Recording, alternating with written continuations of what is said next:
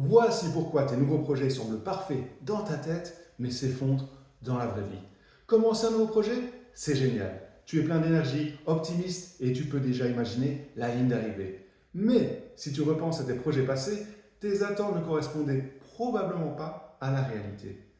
Pourquoi? À cause de trois tendances cognitives inspirées par Charlie Munger qui créent cette confiance excessive. Premièrement, une tendance à éviter le doute. Notre cerveau déteste l'incertitude. Alors, au lieu de t'asseoir pour comparer les options et réfléchir vraiment, tu te précipites pour prendre une décision juste pour éliminer le doute. Deuxièmement, une tendance à l'estime de soi excessive. Comme dans la statistique célèbre, 90% des Suédois pensent être de meilleurs conducteurs que la moyenne. Nous surestimons nos capacités et sous-estimons la complexité du projet. Troisièmement, une tendance à surévaluer la disponibilité.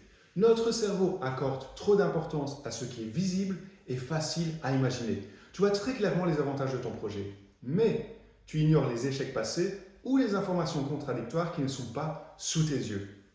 Pour contrer ces biais, utilisons le cadre pré-mortem de Gary Klein. Première étape, demande-toi comment ce projet pourrait-il échouer. Projette-toi dans un an et imagine que ton projet a lamentablement échoué. Puis, fais la liste de toutes les raisons possibles. Deuxième étape, évalue et atténue. Pour chaque raison, évalue son impact et identifie les actions à mettre en place pour réduire ce risque. Troisième étape, réévalue ton projet.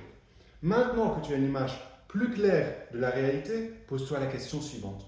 Le projet vaut-il toujours la peine d'être poursuivi?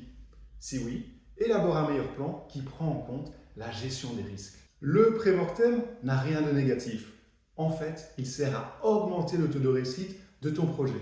Car en remettant en question l'évitement du doute, l'estime de soi excessive et la mauvaise évaluation de la disponibilité, tu remplaces l'illusion par la clarté.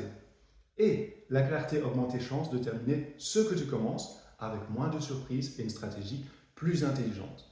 Penser clairement n'est pas une question d'optimisme ou de pessimisme, mais de précision.